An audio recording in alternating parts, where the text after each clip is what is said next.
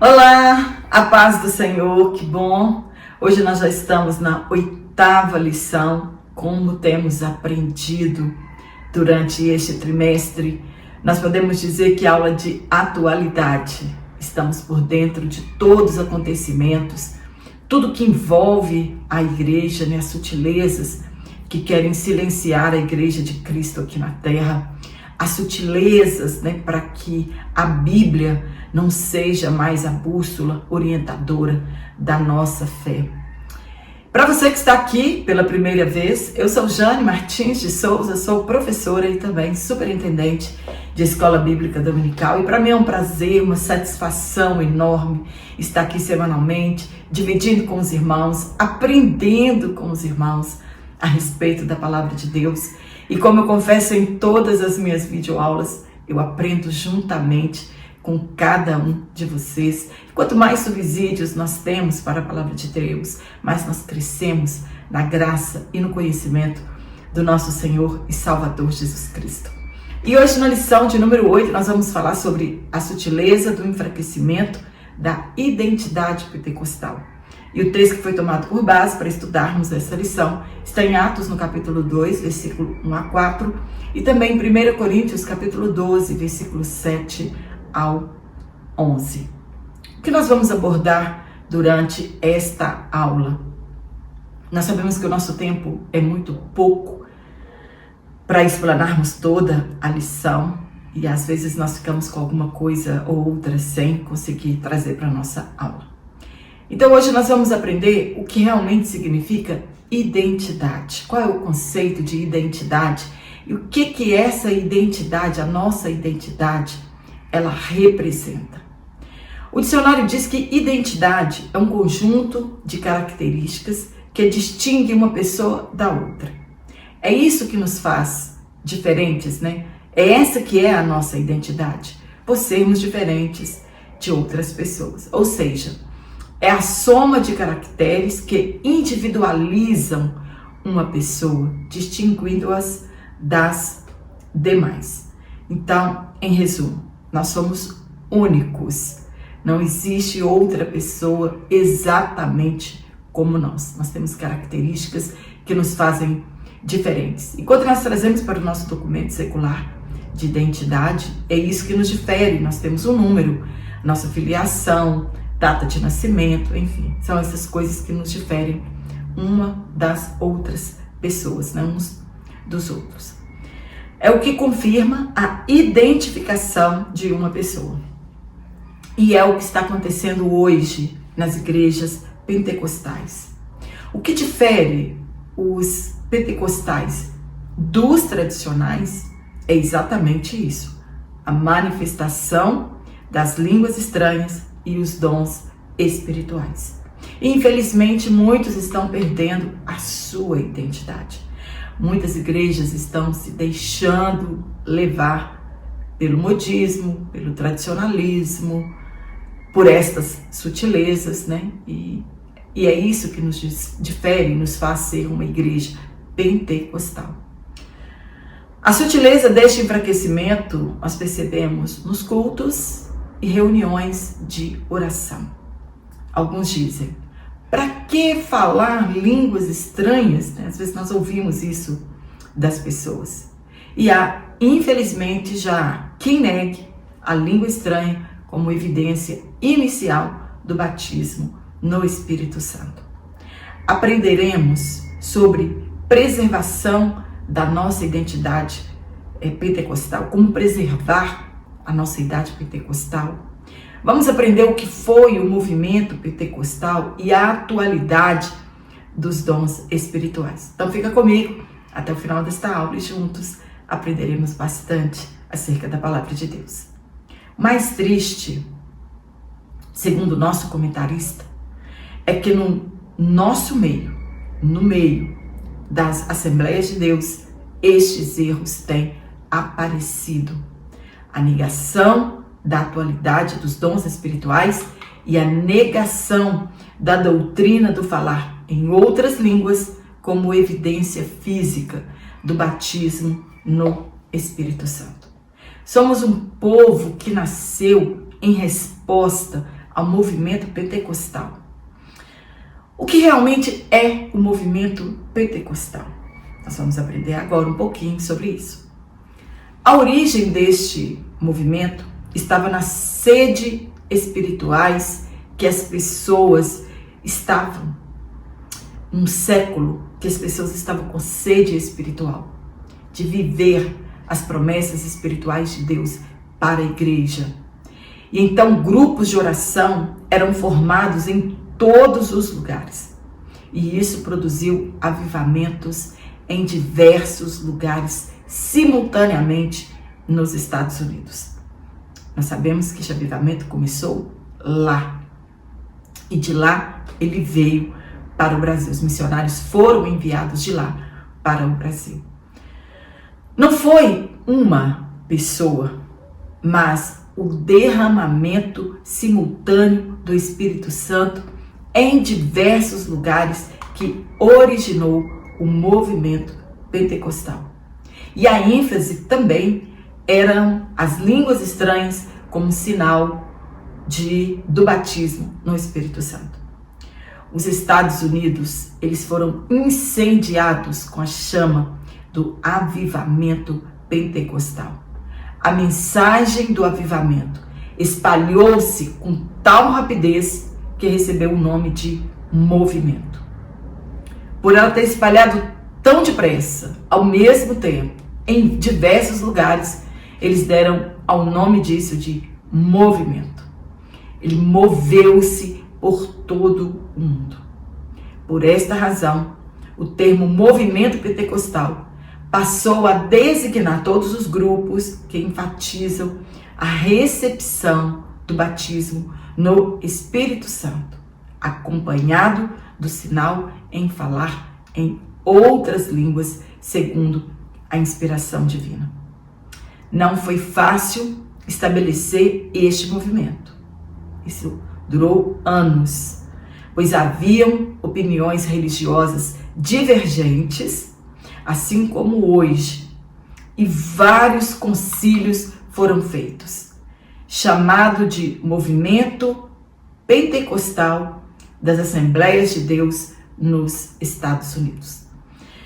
E isso em 1914, e ficou decidido então, neste concílio, que o batismo no Espírito Santo, ele seria aceito de conformidade com a Bíblia Sagrada, como está registrado no livro de Atos.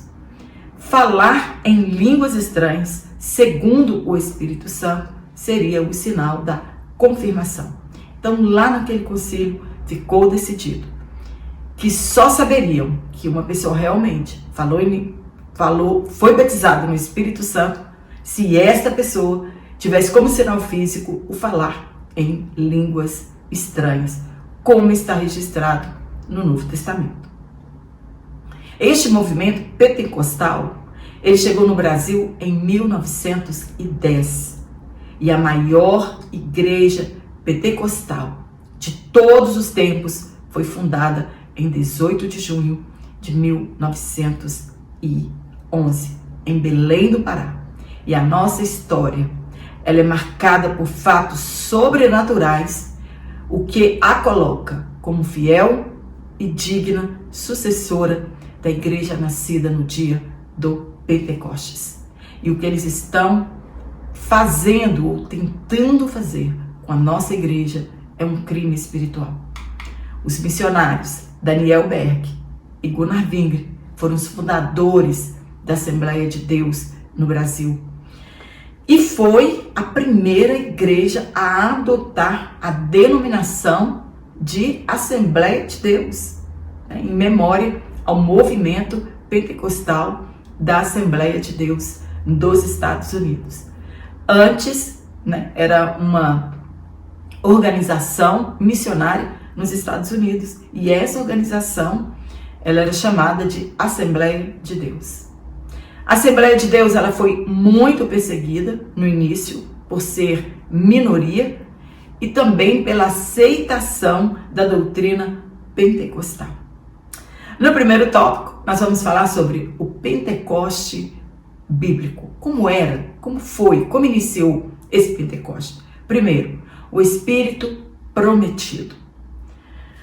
Quem pensa que o Espírito Santo entrou no mundo apenas no dia de Pentecostes está tremendamente enganado. A Trindade, ela estava dividida em 3 ministérios. O ministério de Deus, descrito no Antigo Testamento, porém encontramos a presença de Jesus e do Espírito Santo no Antigo Testamento. Era Deus quem falava, se manifestava e cuidava do seu povo. Depois nós encontramos o ministério de Jesus Cristo aqui na terra, e que veio trazer a salvação ao povo de Deus e a quem mais o aceitasse como Salvador. Porém, nós encontramos a presença do Pai e do Espírito Santo. Era Jesus que falava, mas nós percebemos a presença do Pai e do Espírito Santo no ministério terreno de Jesus. Depois da ascensão de Jesus Cristo, o Espírito Santo foi enviado para ficar conosco. Agora quem fala é o Espírito Santo. É ele que age através da igreja e por intermédio de cada um de nós. Entretanto, nós percebemos a presença de Deus e a presença do nosso Senhor Jesus Cristo. O Espírito Santo, ele sempre esteve aqui. A diferença é a forma de agir. No passado, ele agia esporadicamente e vinha sobre as pessoas com missões especiais, e o seu ministério começou no Pentecostes e hoje está entre nós, dentro de nós, agindo sobre a vida de todo aquele que é nascido de novo e nos levará ao encontro de Jesus. Ele foi prometido. Todo o Antigo Testamento nós encontramos Deus prometendo o derramamento do Espírito Santo. No livro do profeta Isaías, no livro do profeta Joel, nós encontramos esta promessa do derramamento do Espírito Santo. Vejamos alguns exemplos no Antigo Testamento da ação do Espírito Santo. Ele estava lá agindo na criação, em Gênesis. A palavra de Deus diz que a terra era sem forma e vazia, e que trevas cobriam a face do abismo, e o Espírito de Deus, ele se movia sobre a face das águas. Note que ele se movia.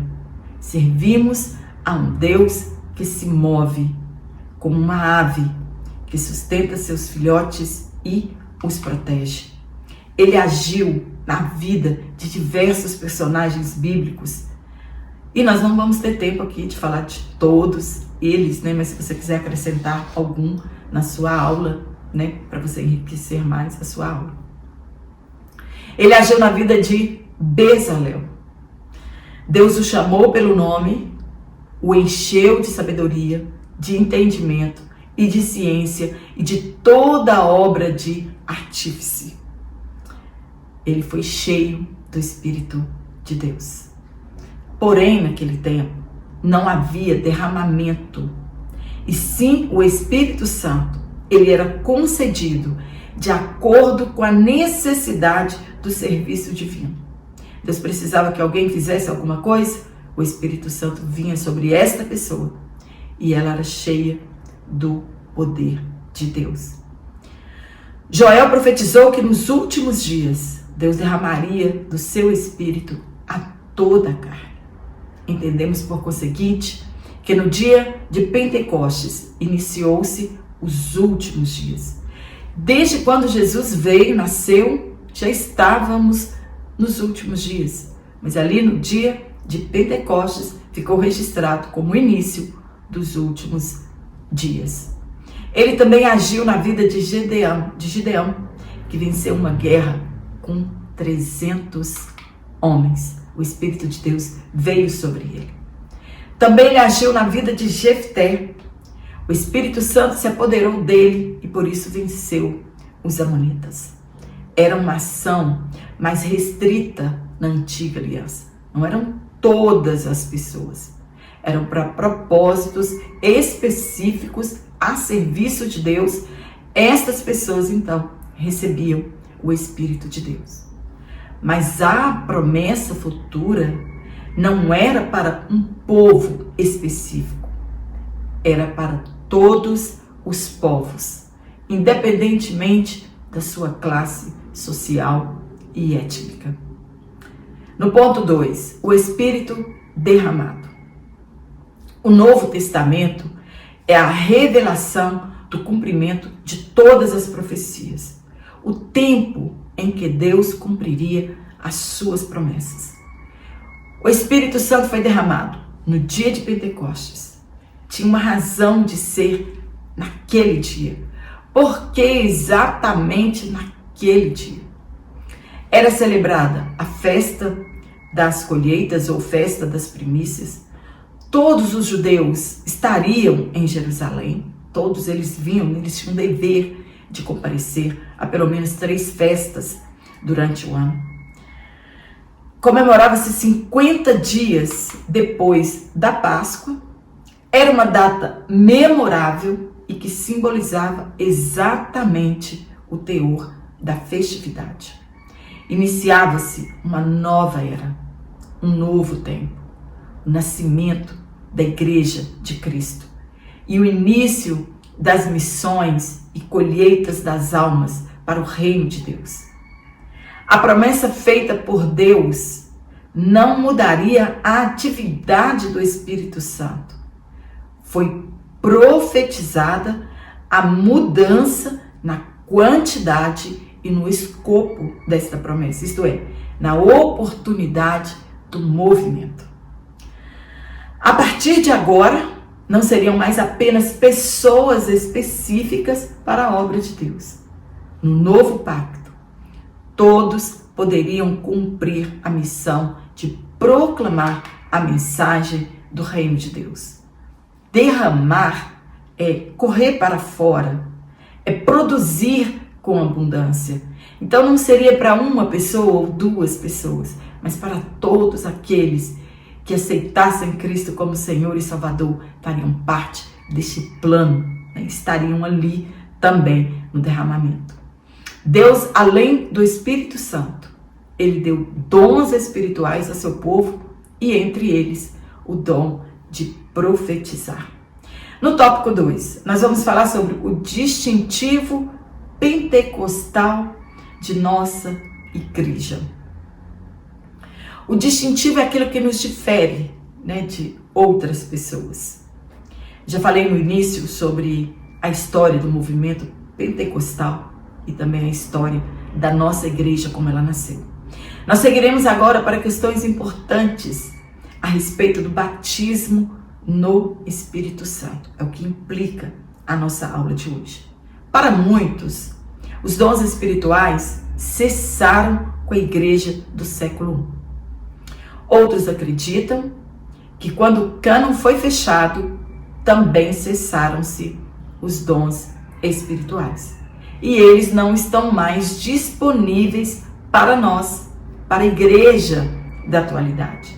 E outros negam o batismo no Espírito Santo, com a evidência de falar em línguas para os dias atuais. Então, muitas pessoas acreditam hoje que você pode ser batizado no Espírito Santo e não falar noutras línguas.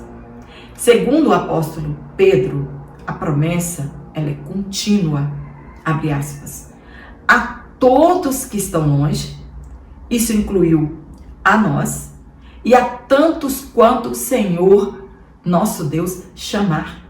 Até quando Jesus voltar, essa promessa vai ser cumprida. O Espírito Santo vai continuar sendo derramado na igreja de Cristo. O que precisamos entender é que quando nos entregamos a Cristo, todas as pessoas, quando se entregam a Cristo, o aceitam como Senhor e Salvador da sua vida, nós recebemos o Espírito Santo. Quantos discípulos foram batizados no Espírito Santo, que eles receberam o Espírito Santo no dia de Pentecostes? Eles já tinham recebido o Espírito Santo. Jesus já tinha soprado sobre eles o Espírito Santo. Então eles já tinham o Espírito Santo.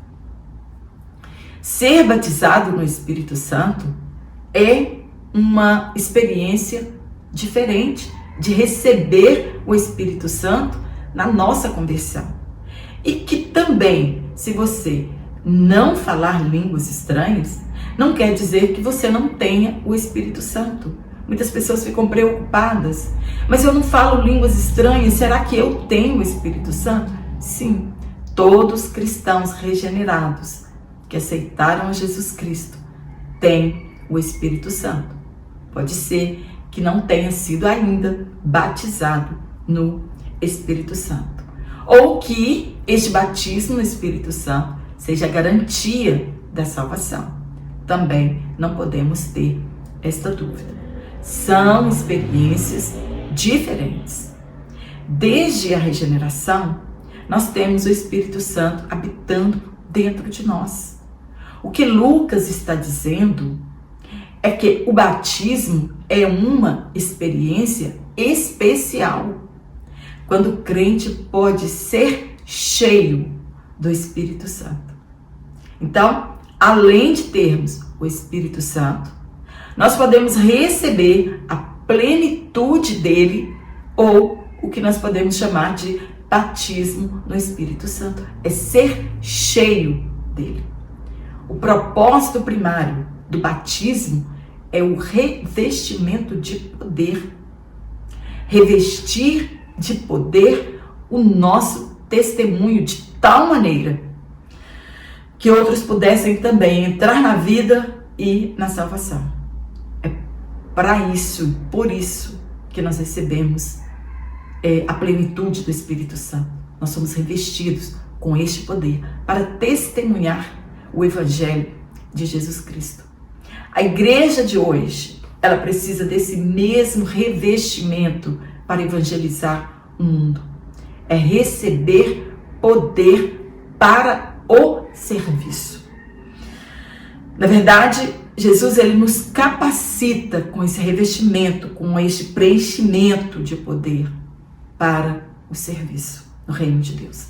A pergunta é: qual a evidência de quem foi batizado no Espírito Santo? Qual é a evidência? O falar em línguas estranhas.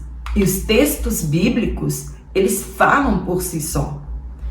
Claro que existem outras evidências que uma pessoa é cheia do Espírito Santo, como fruto do Espírito, por exemplo. Somente uma pessoa cheia do Espírito Santo pode produzir o fruto do Espírito. No dia de Pentecostes, eles foram cheios do Espírito Santo e falaram noutras línguas, em idiomas que eles não dominavam, que é a glossolalia. E isso veio a ser o sinal do batismo. Como que aquelas pessoas iam saber que eles estavam batizados, estavam sendo batizados no Espírito Santo, se eles não tivessem falado noutras línguas? Inclusive muitas pessoas até criticaram, zombaram, achando que eles estavam alcoolizados. E hoje, do mesmo jeito, muitas pessoas também criticam porque falamos noutras línguas. Na casa de Cornélio, todos foram cheios do Espírito Santo e falaram em outras línguas e adoravam a Deus. Os discípulos em Éfeso, depois de Paulo impor-lhes as mãos, foram cheios do Espírito Santo e começaram a falar línguas estranhas e a profetizar. E era um total de 12 homens. Uma pergunta para os que não acreditam nesta evidência: o que Simão, o mágico, viu ou ouviu que o convenceu de que os discípulos samaritanos haviam recebido o Espírito Santo pela imposição das mãos de Pedro e de João? O que ele viu? O que ele ouviu? O que fez ele deduzir que eles tinham sido batizados com o Espírito Santo? A evidência provável foi o falar noutras línguas. É a atividade primária consequente ao recebimento do Espírito Santo. No ponto 1, a atualidade dos dons. Eles são para hoje. enquanto a igreja estiver aqui na terra, ela terá os dons espirituais à sua disposição. Agostinho, eleito bispo de Hipona, em Roma, foi depois de Paulo um dos maiores expositores da teologia cristã e ensinou sobre a cessação dos dons espirituais. Eu só quero abrir um parêntese aqui, porque ele não está entre os heresiarcas, não, ao contrário, ele está entre um dos maiores teólogos cristãos depois do apóstolo Paulo. E assim, eu fiz diversas pesquisas a respeito dele, né? Então, assim, todas as pesquisas, os dicionários falam muito bem deste Agostinho, né? Venerado pela Igreja Católica e também um grande teólogo. Mas aqui nós encontramos que ele ensinou sobre a cessação dos dons espirituais. E ele ensinou muitas outras coisas também, que é um pouco contraditório à palavra de Deus. Para eles, as línguas estranhas naquele tempo eram uma evidência do Espírito Santo em todas as línguas. E mostrar que o Evangelho de Deus havia de correr através de todas as línguas sobre a terra. Esse era o objetivo de Deus no dia de Pentecostes. Este ensino moldou o catolicismo medieval, mesmo com o advento da grande reforma luterana.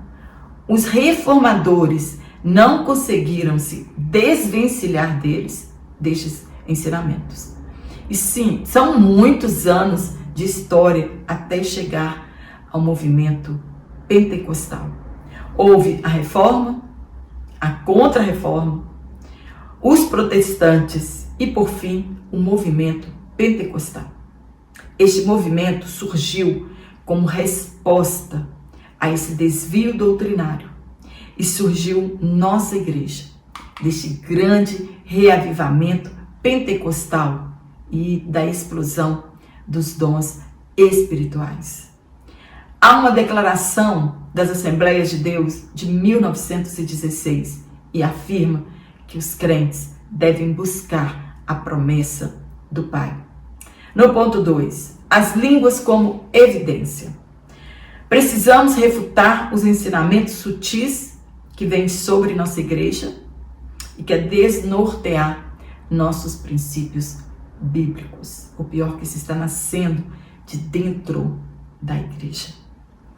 Mais importante que a declaração de fé das Assembleias de Deus é a palavra de Deus que nos garante estas promessas.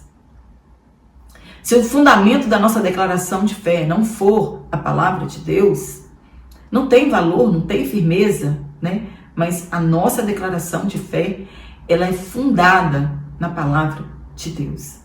O falar em línguas é sim a evidência do batismo no Espírito Santo.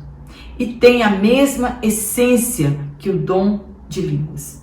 Todos, Gunnar Wingre, Daniel Berg, William Duran, pentecostais da primeira geração, eles criam e pregavam com convicção esta doutrina.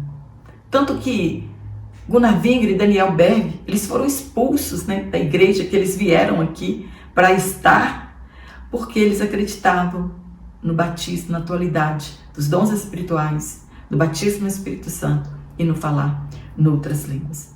A sutileza está em dizer que o falar em outras línguas de fato existe, mas não é para todos.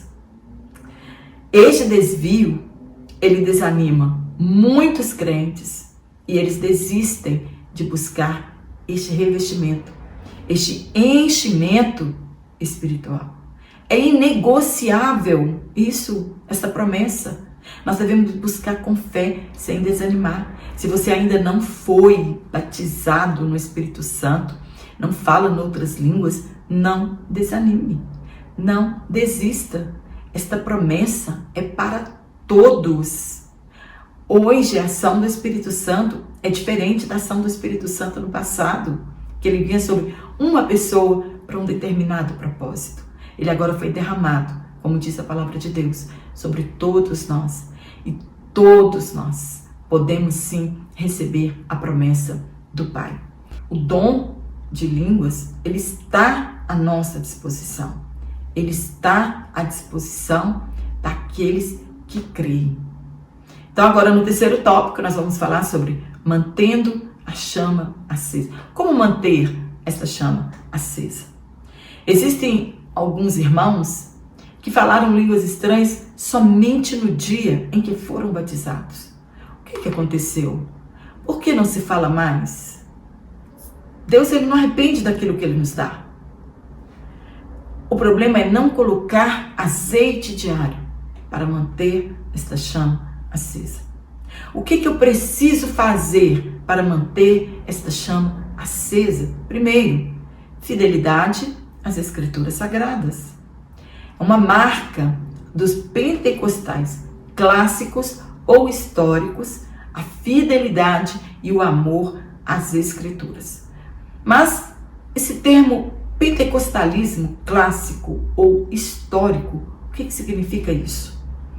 Foi primeiramente usado este termo nos Estados Unidos, por volta de 1960, para fazer a distinção entre as primeiras igrejas pentecostais, surgidas no início do século XX, das igrejas neopentecostais, formadas dentro das igrejas protestantes históricas e da Igreja Católica Romana, que foram logo chamadas de carismáticas. Antes das neopentecostais, eram simplesmente chamadas de igrejas pentecostais. Esse foi o princípio do movimento pentecostal. E estas igrejas foram chamadas de igrejas pentecostais. Em vez de clássico, alguns autores utilizam os termos tradicional e histórico. O pentecostalismo clássico é também chamado de a primeira onda pentecostal, quando nasceu as Assembleias de Deus. Com uma ênfase histórica, nós temos a Congregação Cristã no Brasil, de 1910, e as Assembleias de Deus, em 1911, formam o pentecostalismo clássico brasileiro, pentecostalismo clássico brasileiro. Este movimento surgiu em reação ao liberalismo teológico e uma das características é o secularismo, que negava a infalibilidade e a inerrância das Escrituras. Para nós pentecostais, a Bíblia ela é infalível e a inerrante palavra de Deus. A negação da atualidade dos dons espirituais e o afrouxamento doutrinário são marcas que mostram que segmentos do movimento pentecostal estão se afastando da palavra de Deus. As novas igrejas, elas não acreditarem nisso, a gente até suporta. Mas a nossa igreja, que nasceu em resposta ao movimento pentecostal, né? Uma igreja que a chama do avivamento arde, ela agora começar a crer que os dons espirituais, eles cessaram, que as línguas estranhas não são para todos, e que não existe mais esse batismo, que todas as pessoas quando aceitam Jesus já foram batizadas no Espírito Santo, é de doer o nosso coração. Infelizmente, muitas de nós estão afastando da palavra de Deus.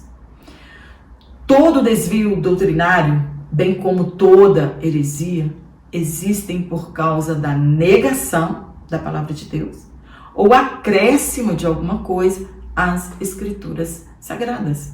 Esses teólogos, né, eles querem saber muito mais do que o Espírito Santo, muito mais do que os 40 escritores da Bíblia Sagrada. A palavra de Deus, ela é completa e ela não precisa de ajustes, de acréscimos, ser ressignificada. O que precisa é que estas pessoas que estão se afastando retornem a palavra de Deus. No ponto 2, exercício dos dons espirituais. Hoje quase não ouvimos falar de dons espirituais, estão raros entre o povo de Deus. Acredito que o motivo que move as pessoas a buscá-los é que nos afasta deles. Por que hoje a gente não vê tanto derramamento, né, os dons espirituais em ação, tantas línguas estranhas em nossas igrejas? Porque nós não sabemos, na verdade, o desejo das pessoas de serem batizadas ou de terem os dons espirituais. São interesses pessoais e desejo de fazer riqueza com os dons espirituais. As pessoas não buscam os dons para buscar salvação, para evangelizar o mundo. Não. As pessoas não querem ouvir a palavra de Deus, porém correm atrás dos milagreiros e que, por sua vez, tiram proveito da boa fé das pessoas. Deus não se deixa enganar. Ele conhece nossas reais intenções ao buscar os dons espirituais. Os dons foram distribuídos não para edificação pessoal, mas para edificar a igreja. Apenas o dom de línguas, sem interpretação, é para a nossa edificação pessoal. E não existe movimento pentecostal sem os dons espirituais. Existem muitas manifestações falsas. Sim, existem muitas. Mas nem por isso não podemos rejeitar as verdadeiras manifestações do Espírito Santo. Às vezes tem pastor que proíbe falar línguas estranhas por causa da meninice de algumas pessoas. Não são por causa das falsas que nós vamos rejeitar as verdadeiras manifestações do Espírito Santo no nosso meio. Não podemos ter isso como desculpa e impedir que haja manifestação espiritual em nosso meio. Tudo o que precisamos saber sobre Deus e nossa redenção está escrito nas Escrituras Sagradas. Deus se revelou por intermédio delas e expressa sua vontade à humanidade por intermédio das Escrituras Sagradas. Jesus, ele é o centro das Escrituras e ela é o nosso manual. Já estamos com um século do movimento pentecostal e percebemos que se faz necessário uma outra reforma, pois estamos fadados, se continuarmos desse jeito, estamos fadados ao esfriamento espiritual e o distanciamento da manifestação dos dons espirituais. Amém? Espero ter te ajudado com este comentário. Realmente são termos dificílimos, né, para nós encaixarmos todos eles aqui dentro da nossa aula. Mas eu espero ter te ajudado com este subsídio. Se você gostou dessa aula, dá um curtir aqui. Também vou deixar um banner se você quiser adquirir este comentário em PDF. Como você entra em contato comigo, vou deixar bem aqui para você. Quero mandar um abraço para todos vocês que têm comentado em minhas aulas. Agradeço as orações, o carinho de todos vocês. Muito obrigada por esse carinho. Eu nem mereço tanto carinho da parte de vocês. Também para você que diz de onde é. Tem pessoas de todos os lugares do nosso Brasil. Muito obrigada pelo carinho e de poder também ajudar. Sou grata a Deus por isso, por poder compartilhar com vocês e as nossas aulas serem bem melhores, né? Que a nossa igreja cresça no conhecimento da palavra de Deus. E eu te espero aqui na nossa próxima aula, se Deus assim nos permitir. Então,